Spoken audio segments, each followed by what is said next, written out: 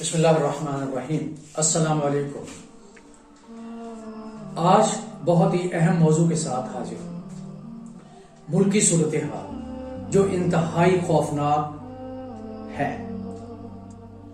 کس طرف دیکھیں، معاشی حالت، معاشرتی حالت اور سیاسی حالت تینوں ابتر۔ کسی بھی ملک کی ترقی کا راز اس کی سیاسی استحکام پر ہوتا ہے۔ اگر ملک سیاسی طور پر مضبوط ہے تو اس کا سماج بھی مضبوط ہو جاتا ہے، بلکہ پرسکون ہو جاتا ہے اور اس کی معاشی حالت بھی سدھرتی جاتی ہے۔ لیکن ہمارے ہاں عجیب صورتحال ہے، ایک عجیب قسم کا ماحول بنا ہوا ہے۔ سیاسی لوگ یا سیاستدان اس قسم کی چالیں چل رہے ہیں کہ ایک دوسرے کو نیچا دکھانا چاہ رہے ہیں، اپنی فتح کا اعلان کر رہے ہیں، ڈنکے بجا رہے ہیں۔ کہیں پر اسمبلی کے لوگوں کے استعفے منظور کیے جا رہے ہیں، کہیں نو کانفیڈنس آ رہی ہے، کہیں ملکی سطح پر تیاری ہو رہی ہے کہ دوبارہ احتجاج کیے جائے۔ کیا اس طرح ملک ترقی کر سکتا ہے؟ پچھلے کچھ دنوں میں ایسی حالات پیدا ہوئے کہ سیاست بھی تباہ اور معاشرت بھی برباد۔ نہ ہمارے سیاسی اخلاقیات اچھے اور نہ ہمارے معاشی حالات اچھے۔ پچھلے کچھ سالوں سے تقریباً 7.5 لاکھ لوگ ملک چھوڑ چکے اور بہت سے لوگ ملک چھوڑنے کو تیار ہیں۔ ان 7.5 لاکھ لوگوں میں سے مبینہ طور پر کہا جاتا ہے کہ تقریباً 1 لاکھ کے قریب وہ لوگ تھے جو سکلڈ تھے۔ کچھ ڈاکٹرز، انجینئرز، بینکرز یا دوسرے شعبوں سے تعلق رکھنے والے ماہرین، وہ لوگ جا چکے ہیں۔ ملک خالی ہو رہا ہے۔ دوسری طرف معاشی طور پر اگر آپ دیکھیں تو پاکستان تقریباً 130 ارب ڈالر کا مقروض ہے۔ اس 130 ارب ڈالر کی قسطیں دینے کے لیے بھی ہمارے پاس پیسے نہیں ہیں۔ حالت یہ ہے کہ ہم باہر جاتے ہیں اور قرضہ مانگنے کے چکر میں کہ قرض لے آئیں تاکہ ملک کو چلایا جا سکے، اور جس انداز میں ہم باہر جاتے ہیں وہ بڑا عجیب و غریب انداز ہے۔ بہترین پینٹ کوٹ پہنے ہوتے ہیں، بہترین ٹائیاں لگائی ہوتی ہیں، اعلیٰ درجے کی مہنگی گھڑیاں پہنی ہوتی ہیں۔ شرم آتی ہے یہ سوچ کر یہ بات، لیکن ان سیاستدانوں کو اس سے کوئی غرض نہیں۔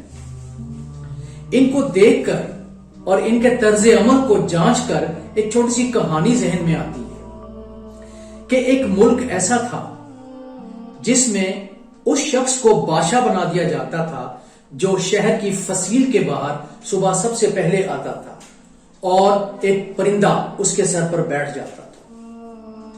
اتفاق ایسا ہوا کہ ایک فقیر جو شہر کی فصیل کے باہر کھڑا تھا، پرندہ اس کے سر پر بیٹھ گیا۔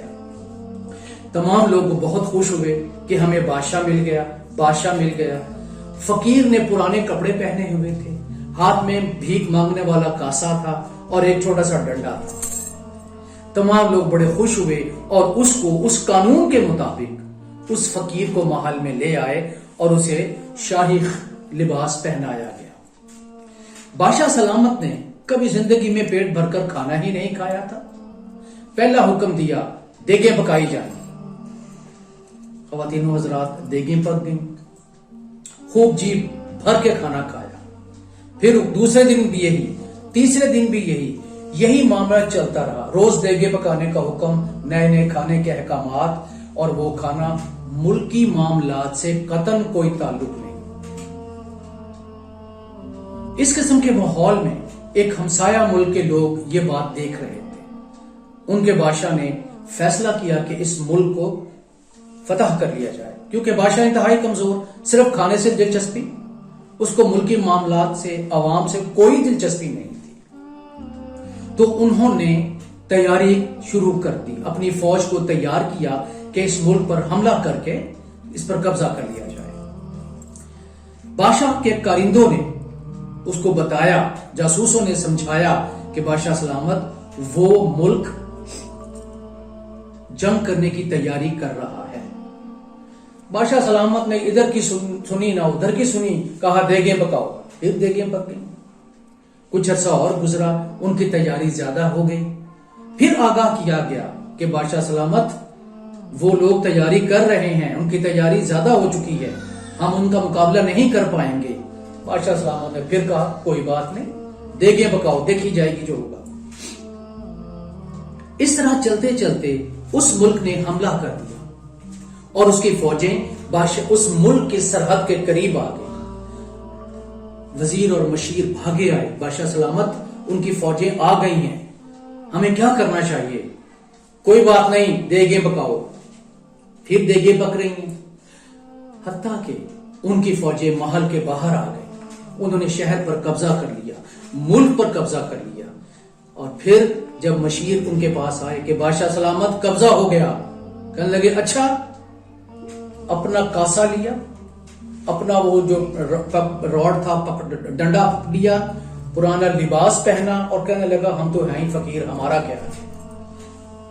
ये हाल हमारे सियासतदानों का है ख़वातीन व हज़रात। इसी तरह वो आते हैं, अपने मौजे करते हैं, फायदे उठाते हैं, अपने साथियों को जो उनको फायदा देते हैं। मुल्क में क्या हो रहा है, अवाम के साथ क्या बीत रही है, अवाम को कोई सहूलत है या नहीं है, मुल्क में चीजें अवेलेबल हैं या नहीं है, मुल्क के हालात क्या हैं, मुल्क किस तरफ जा रहा है, इस चीज का कोई जो हम महसूस करते हैं इनको कोई एहसास नहीं। कभी एक पार्टी का आ जाता है अपने लोगों को लेकर, ईमानदारों को लेकर, कभी दूसरी पार्टी का आ जाता है करप्ट लोगों को लेकर। यही सिलसिला चल रहा है। और ख़वातीन व हज़रात, सियासत इस कदर घटिया हो गई कि इससे पहले कभी भी न थी। सियासी लोगों के बस एक दूसरे को नीचा दिखाना, अपनी तारीफें करना, हमने ये किया, हमने वो किया और वो ये कर रहा है। मुझे ये समझ नहीं आती कि मुल्क के साथ क्या बनेगा। अगर मुल्क में सियासी अदम इस्तेहकाम हो तो फिर तेल पैदा करने वाले मुल्क वो भी तबाह बर्बाद हो जाते हैं। वेनेजुएला की मिसाल आपके सामने है कि ये तेल पैदा करने वाला मुल्क था, लेकिन सियासी अदम इस्तेहकाम की वजह से आज वहां गुर्बत है, हालात खराब हैं। ख़वातीन व हज़रात, हज़रत शाह वलीउल्लाह कहा करते थे कि अगर किसी मुल्क को मुआशी हालत को मजबूत करना है तो उसकी सियासी हालत को मजबूत किया जाए, लेकिन अफसोस ऐसा नहीं है। हमारी सियासत का हाल तो कुछ यूं है कि एक शायर ने कहा था, मेरे वतन की सियासत का हाल मत पूछो, मेरे वतन की सियासत का हाल मत पूछो, घिरी हुई है तवाइफ तमाशबीन। शुक्रिया जी।